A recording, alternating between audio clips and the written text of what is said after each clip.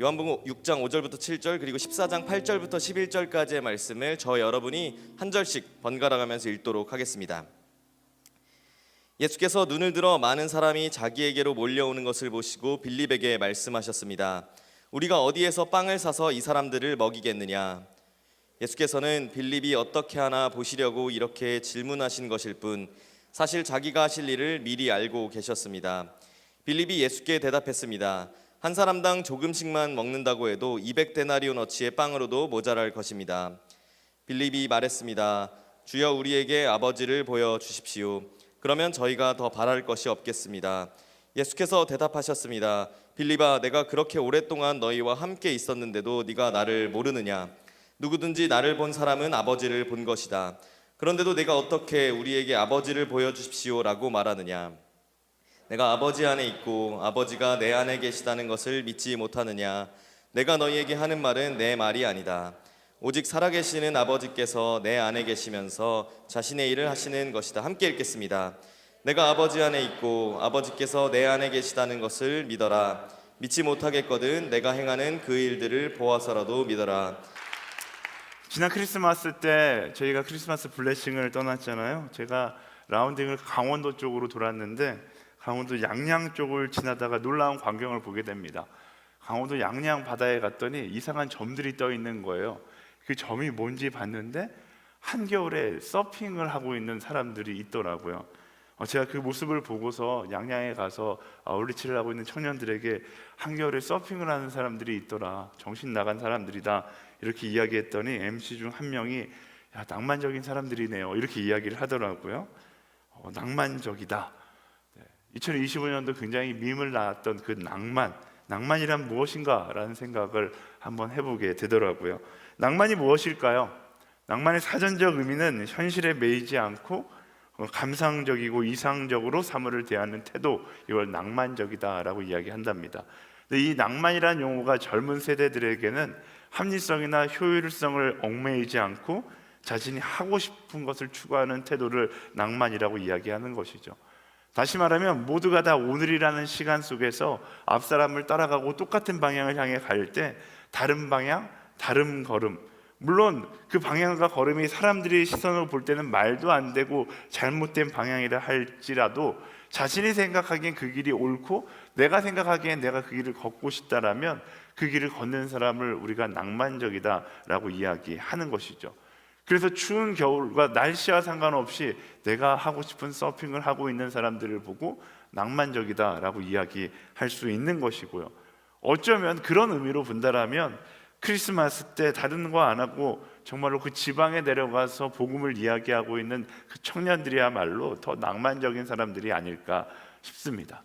세상 모든 사람들이 조금 더 많은 돈, 성공, 그리고 편안함을 추구하며 살아갈 때 우리는 영원한 소망을 바라보고 돈이 아닌 사랑, 성공이 아닌 섬김, 편안함이 아닌 희생을 따라 살아가라고 하는 그 말씀을 따라 살아가고 있잖아요. 이 말씀을 따라 살아가는 그리스도인, 이 그리스도인이야말로 진정한 낭만적인 사람이 아닐까라는 생각이 들더라고요. 여러분은 여러분의 삶 가운데 어떤 낭만적인 삶을 살아가고 있습니까? 아니면 낭만이라고 이야기할 것이 없는 모든 세상과 똑같이 현실의 굴레에 갇혀서 똑같은 길, 똑같은 방향을 향해 가고 있지는 않습니까? 성경 말씀은 우리에게 낭만적인 삶을 살아가라고 끊임없이 이야기하고 있습니다. 예수님은 이 땅에 오셔서 우리에게 낭만을 찾아 살아가라고 이야기하고 있습니다. 오늘 말씀에 보면 낭만이라고는 1도 없었던 한 제자가 나옵니다. 모든 것을 계산하고 현실적으로 판단하고 그 현실적인 것만 따라가려고 했던 제자 빌립. 근데 예수님은 그 빌립에게 낭만이 무엇인지를 가르쳐 주고 계시죠. 예수님께서 가르쳐 주시는 그 낭만, 바로 그 낭만이 오늘 우리의 삶 가운데도 나누어지기를 소망합니다. 요한복음 6장 5절부터 7절까지 말씀 함께 읽어볼까요? 시작. 예수께서 눈을 들어 많은 사람이 자기에게로 몰려오는 것을 보시고 빌립에게 말씀하셨습니다. 우리가 어디에서 빵을 사서 이 사람들을 먹이겠느냐? 예수께서는 빌립이 어떻게 하나 보시려고 이렇게 질문하신 것일 뿐 사실 자기가 하실 일을 미리 알고 계셨습니다. 빌립이 예수께 대답했습니다. 한 사람당 조금씩만 먹는다고 해도 200데나리온의 빵으로도 모자랄 것입니다. 아멘. 이 말씀의 배경은 우리가 잘 알고 있는 오병이어의 기적이 일어났던 그 자리죠. 예수님께서 말씀을 전하시고 병든 사람을 치유하시자 많은 사람들이 몰려들기 시작합니다. 그러자 예수님께서 빌립에게 물으시기를 우리가 어디서 빵을 사서 이 사람들을 먹이겠느냐라고 물었던 것이죠. 이 예수님의 질문을 들었던 빌립, 계산이 빨랐던 빌립은요, 그 예수님의 질문 앞에 바로 계산하기 시작합니다. 일단 사람의 숫자를 파악하고 자기가 가진 돈을 파악하고 가능성을 따져보기 시작하는 거예요. 그리고 예수님께 아주 당당하게 이렇게 대답합니다. 한 사람당 조금씩만 먹어도 200데나리온 어치의 빵, 근데 그걸로도 모자랄 것 같습니다. 1데나리온이 하루 품삯이었으니까 오늘로 치면은 한 3천만 원어치 빵을 사도 모자랄 것 같습니다. 머릿속에서 엄청나게 빨리 계산을 한 것이죠. 이처럼 빌립은 머리 회전이 빨랐고 현실적이었고 이성적인 사람이었습니다.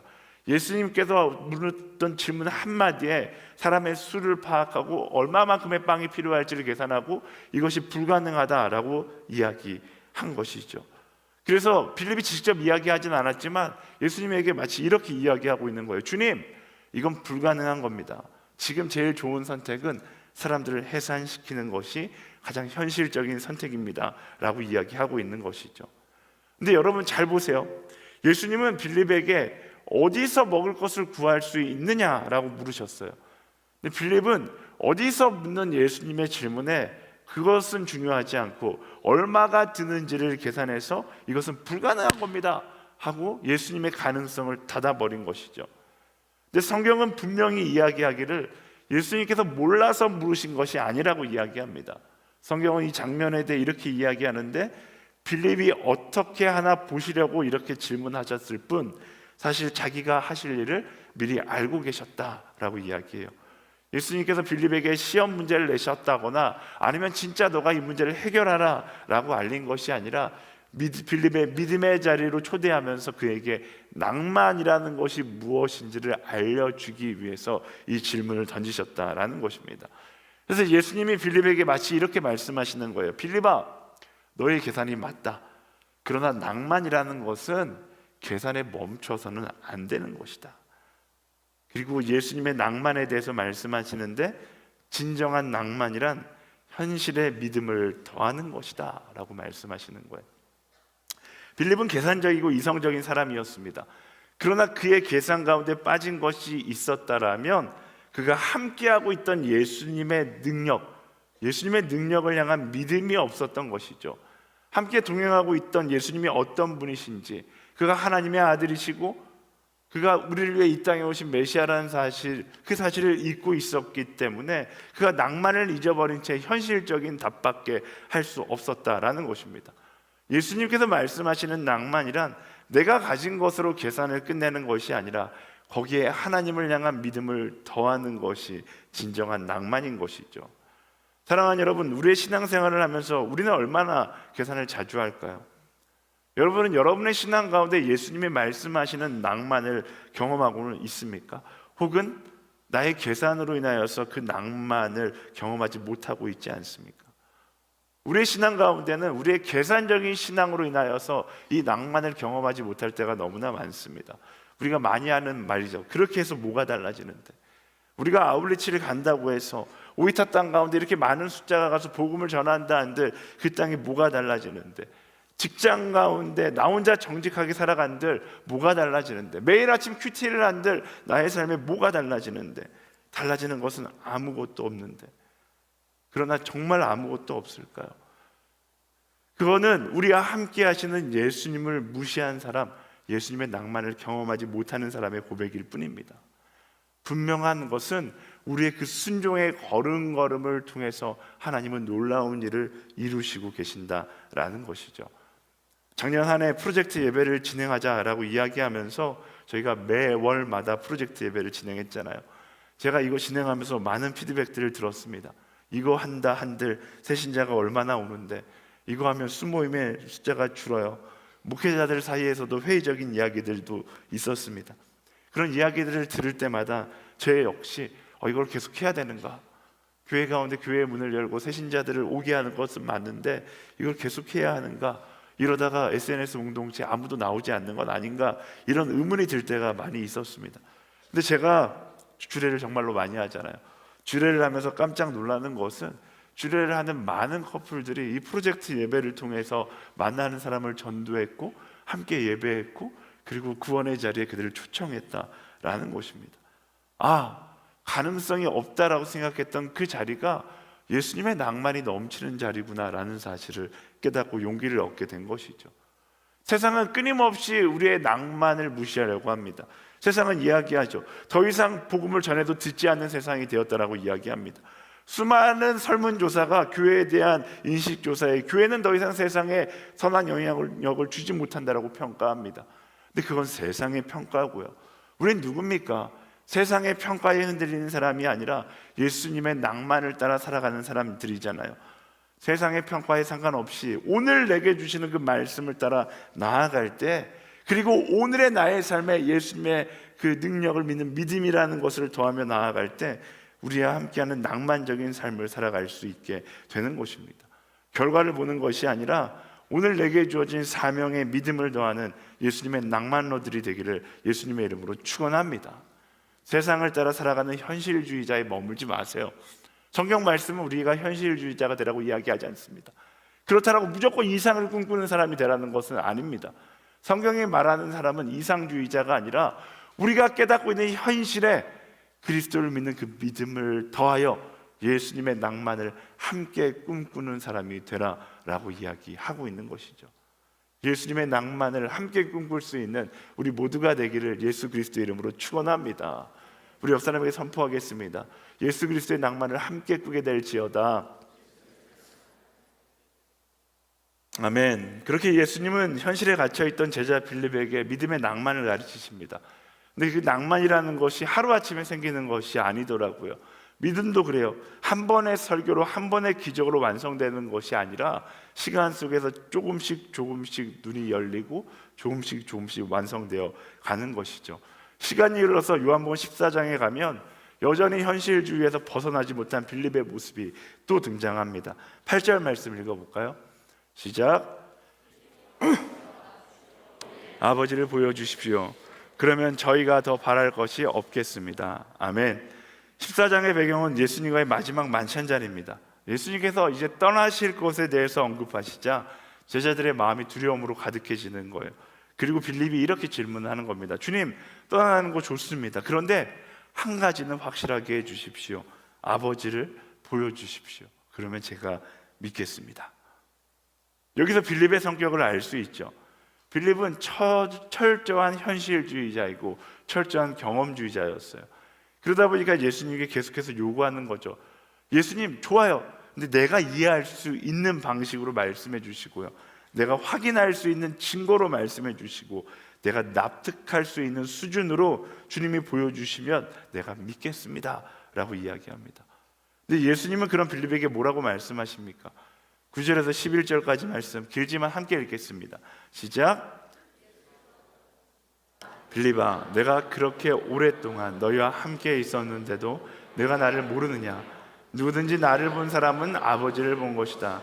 그런데도 내가 어떻게 우리에게 아버지를 보여주십시오 라고 말하느냐?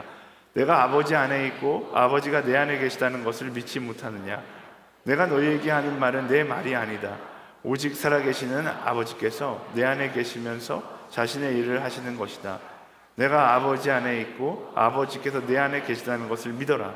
믿지 못하게 내가 행하는 그 일들을 보아서라도 믿어라. 아멘. 빌립을 향한 예수님의 이 말씀은 책망이라기보다 깊은 슬픔이 담긴 사랑의 음성이었습니다.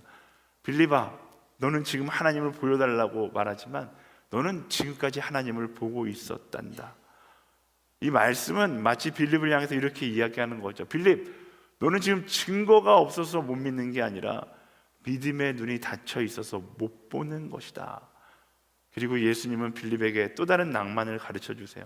낭만이라는 것은 보이지 않아도 예수님을 신뢰하는 것이다 라는 것을 말씀해 주시는 거죠.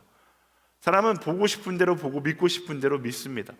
그러다 보니까 자기가 정한 방법대로 믿고 싶어 하는 것이고 자기가 정한 기준대로 보고 싶어 하는 것이죠.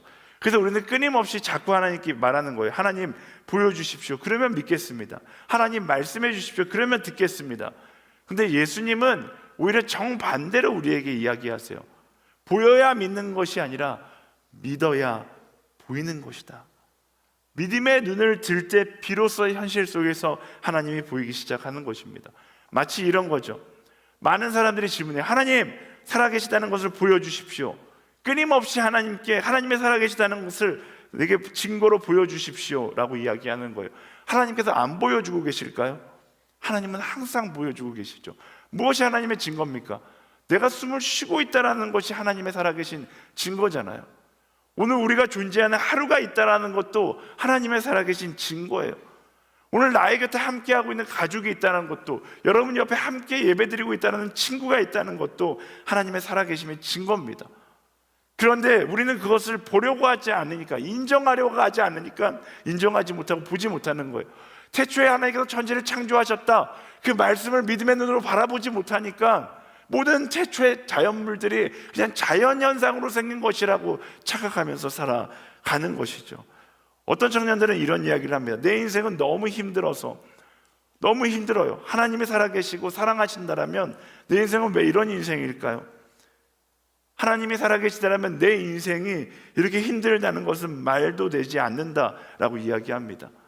내 눈에 보이는 현실은 하나님이 살아계시지 않는 것 같다라는 것이죠. 그런데 여러분 기억하세요. 제가 이 질문에 명언을 하나 만들었거든요. 다 같이 읽어볼까요? 네. 제 명언을 읽으라니까 신기하네요. 시작. 하나님의 사랑은 원래 눈으로 증명되는 것이 아니라 믿음으로 해석되는 것이다. 네, 눈으로 증명되는 것이 아니라 믿음으로 해석하는 거예요. 하나님의 사랑 보여주세요. 아니요, 하나님의 사랑이 나를 향하고 있다는 것을 믿어보세요. 그것을 믿는 믿음을 가질 때 나를 향한 하나님의 사랑이 얼마나 디테일한지를 경험하게 되는 것입니다. 나를 향한 하나님의 계획이 어디 있습니까? 아니요, 나를 향한 하나님의 계획이 있다는 것을 믿어보세요. 그러면 나의 과거의 시간, 오늘 또 내일 그 가운데 얼마나 디테일한 하나님의 계획하심이 있는지를 보게 되는 것입니다. 그것을 보지 못하고 인정하지 못하면 우리는 상실된 낭만의 시대를 살아갈 수밖에 없는 것이고요. 그 믿음을 고백하고 믿음의 눈으로 그것을 본다라면 우리는 매일 매순간 예수 그리스도의 낭만을 경험하며 살아가게 될 것입니다.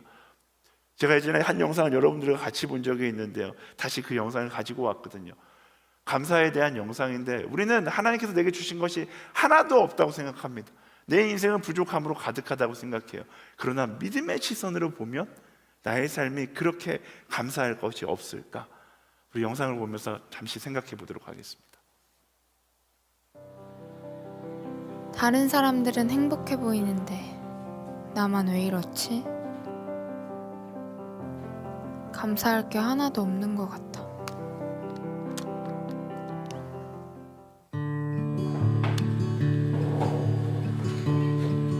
나는 움직일 수 있습니다.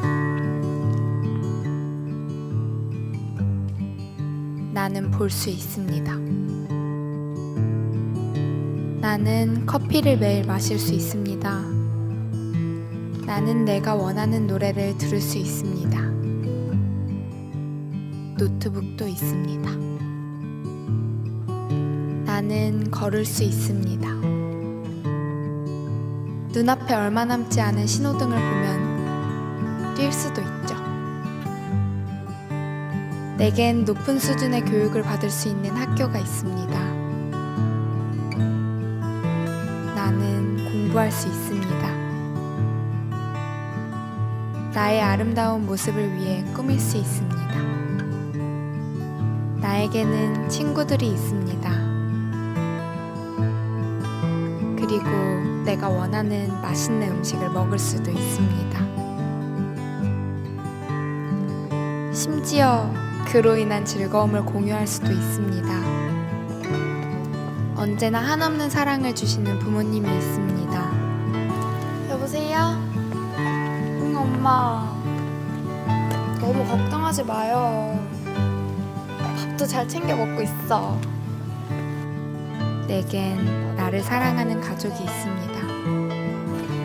사랑해요, 엄마. 잘 자요.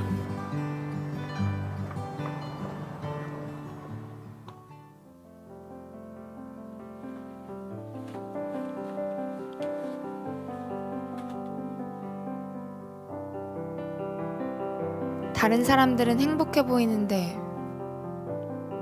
나만 왜 이렇지? 감사할 게 하나도 없는 것 같아.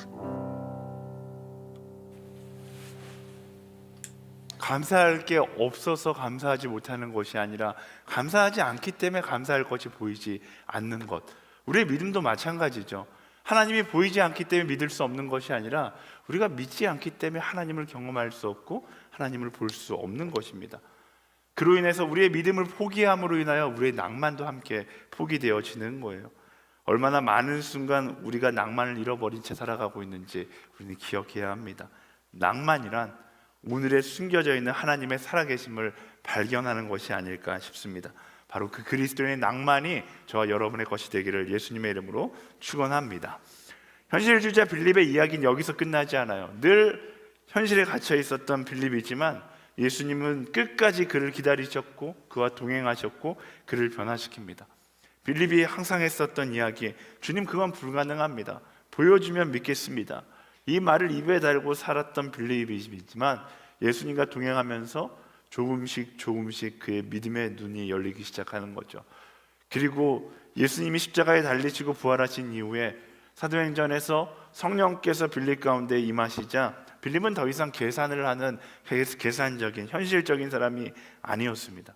그는 그때부터 그리스도의 낭만의 길을 걷기 시작하죠. 돈이 아니라 복음을 위하여 살고 성공이 아니라 사명을 위해 떠났으며 편안함이 아니라 십자가를 붙드는 사람이 됩니다.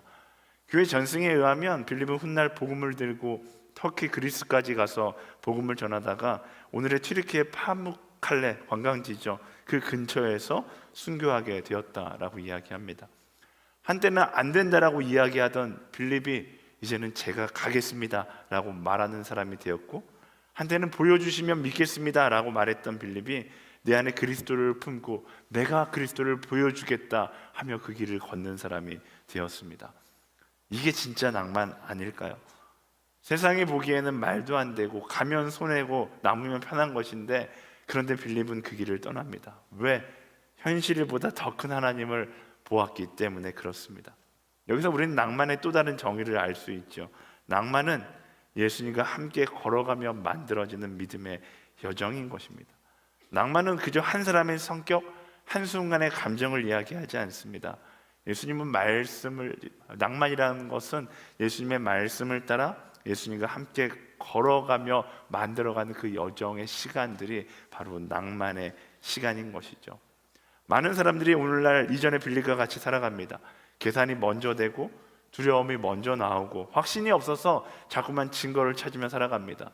근데 예수님은 빌립에게 말씀하셨듯이 동일하게 우리에게도 말씀하지 않을까요?